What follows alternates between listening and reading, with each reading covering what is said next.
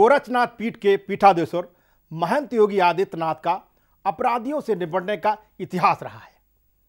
सबसे पहले उन्होंने बतौर महंत गोरखपुर शहर में माफियाओं की राजनीति के खिलाफ मोर्चा खोला। गोरखपुर विश्वविद्यालय के छात्रों को उनमें एंग्री यंग मैन की छवि दिखी। यही वजह है कि युवा छात्र उनके साथ जुड़ते चले गए और कारवां बनता गया। हिंदू महासभा के अध्यक्ष रह चुके योगी आदित्यनाथ 5 बार सांसद भी रहे। उनकी इन्हीं प्रतिभाओं और सेवा भाव को देखते हुए भारतीय जनता पार्टी के शीर्ष नेतृत्व ने उन्हें 2017 में यूपी जैसे बड़े प्रदेश की कमान सौंप दी।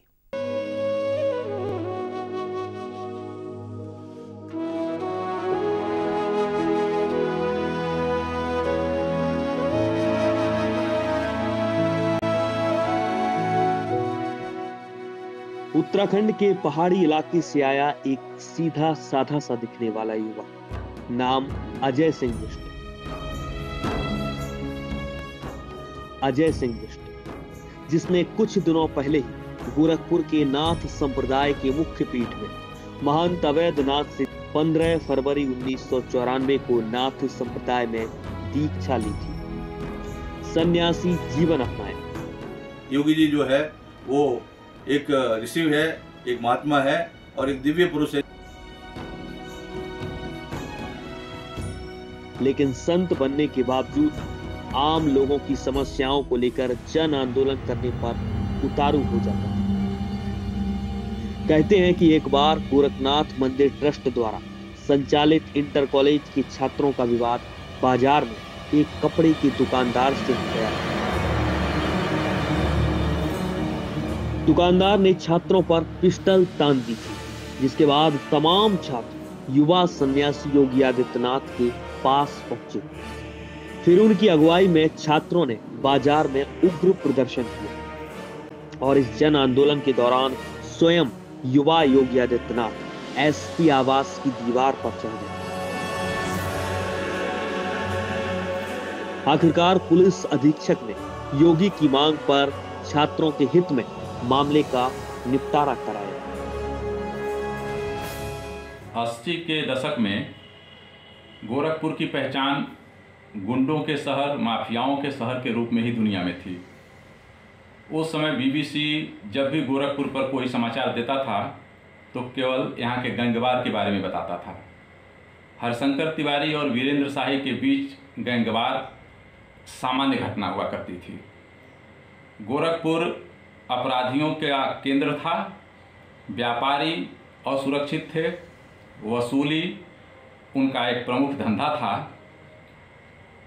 गोरक्षपीठ में उत्तराधिकारी होकर के जब योगी आदित्यनाथ जी महाराज आए 90 के दशक में, यानी 1994 के बाद गोरखपुर की एक छवि बदली और गोरखपुर माफिया मुक्त हुआ। ऐसे दर्जन भर घटनाएं हैं जिन घटनाओं को यदि हम देखें तो वहाँ लगता है कि महाराज जी ने तमाम बार अपराधियों के विरुद्ध खुल करके सड़क पर आए। अनेकों बार ऐसा होता था कि पुलिस सक्रिय नहीं होती थी, राजनीतिक संरक्षण होने के नाते पुलिस का सहयोग नहीं मिलता था। ऐसे में जन दबाव के आधार पर महाराज जी ने अपराधियों के विरुद्ध कार्रवाई कराई।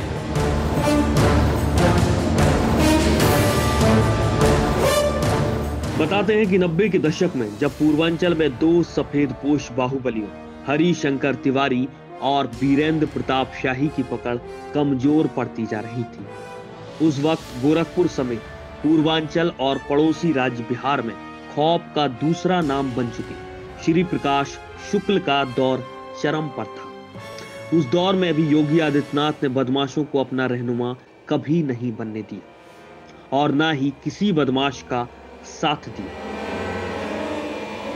सांसद रहते उन्होंने अपराधियों को कभी बख्शा नहीं। उन्होंने भूमाफिया और हर तरह के अपराधियों पे नकेल कसी और इसी का परिणाम है कि गोरखपुर जो है अपराधियों से मुक्त रहा है। और अभी जब मुख्यमंत्री बन गए हैं तो उन्होंने अपना काम बखूबी किया है। देखिए, जब वो सांसद थे तभी वो अपराधियों पर नकेल कसने की बात करते थे। आज वो सूबे के मुख्यमंत्री हैं, ऐसे में उनकी जिम्मेदारी बढ़ गई है। सूबे में अपराध ना हो तो जो भी योगी जी का कार्रवाई इतना समय चल रहा है वो सराहनीय है और ऐसा होना चाहिए।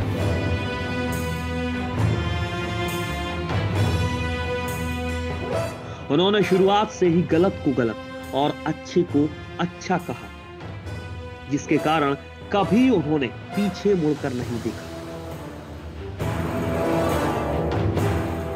सफलता की सीढ़ियां चढ़ते गए। वो गोरखपुर से 5 बार के सांसद भी रहे हैं।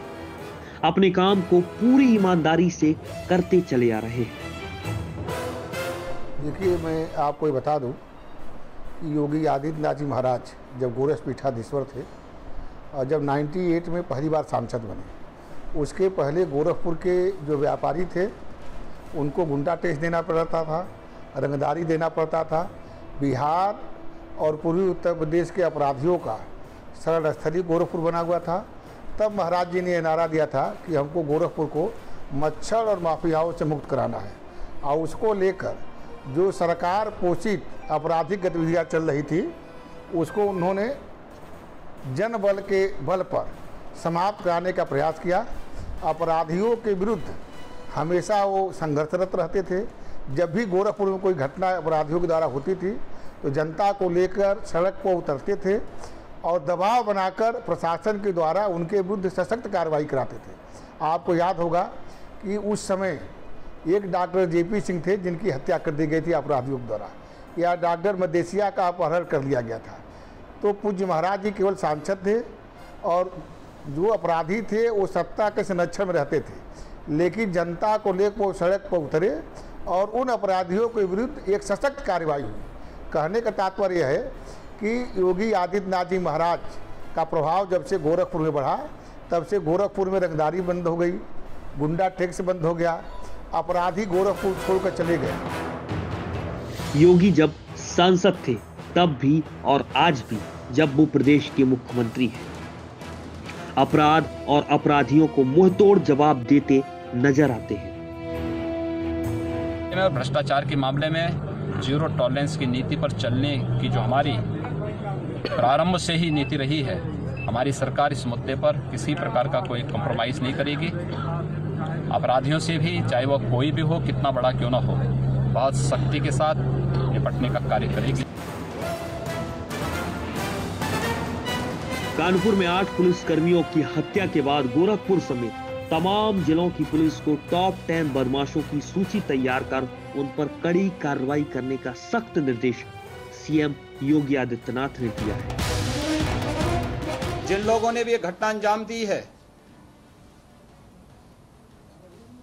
इस दुस्साहसिक घटना के लिए जिम्मेदार जो भी पाया जाएगा,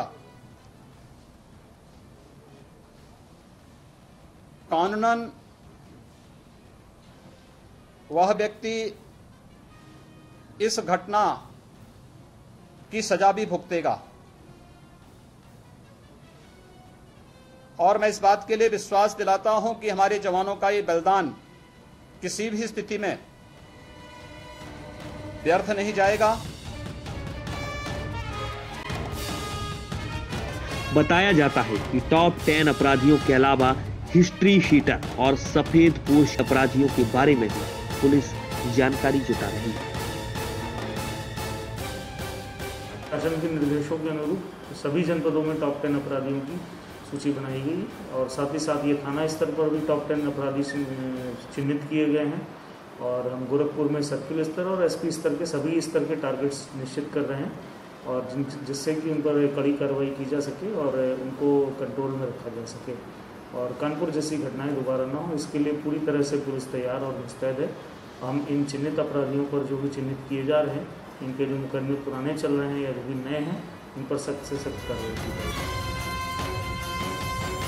योगी आदित्यनाथ से पिछले 25 सालों से जुड़े डुमरियागंज के विधायक और हिंदू युवा वाहिनी के प्रदेश प्रभारी राघवेंद्र प्रताप सिंह ने भी बताया कि सीएम योगी आदित्यनाथ शुरू से ही अपराधी और गुंडों के खिलाफ रहते हैं। उनकी पहचान ही गुंडा माफिया अपराधियों के खिलाफ संघर्ष करने का रहा है, और उस लड़ाई में हम सारे लोग भी उनसे जुड़े थे और वही उनकी पहचान थी कि गुंडा अपराधी क्षेत्र में न पनपने पाए।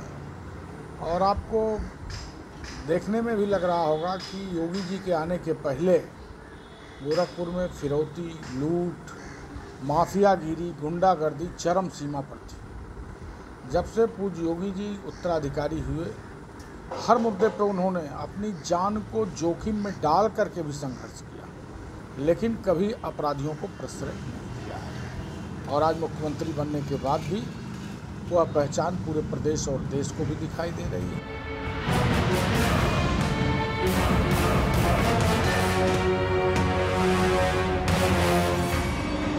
कहते हैं योगी आदित्यनाथ ने हिंदू युवा वाहिनी को इसलिए बनाया ताकि इस संगठन से भी समाज का उत्थान हो सके, लोगों की सेवा की जा सके और कहीं भी गुंडा माफिया पनपने न पाए।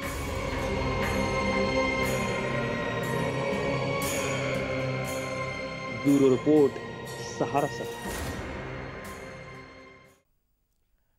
योगी आदित्यनाथ को बीजेपी ने स्टार प्रचारक के रूप में 2017 विधानसभा चुनाव में जब पश्चिमी उत्तर प्रदेश में चुनाव प्रचार की कमान सौंपी, तब पश्चिमी यूपी में बीजेपी की स्थिति कमजोर बताई जा रही थी।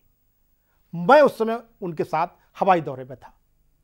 योगी ने सबसे पहले लव जिहाद और गुंडागर्दी के खिलाफ अपनी आक्रामक शैली से चुनाव प्रचार की शुरुआत की। योगी की चुनाव सभाओं में भीड़ उमड़ रही थी और योगी आदित्यनाथ के धुआंधार प्रचार के चलते बीजेपी ने पश्चिमी यूपी में भारी बहुमत से जीत हासिल की।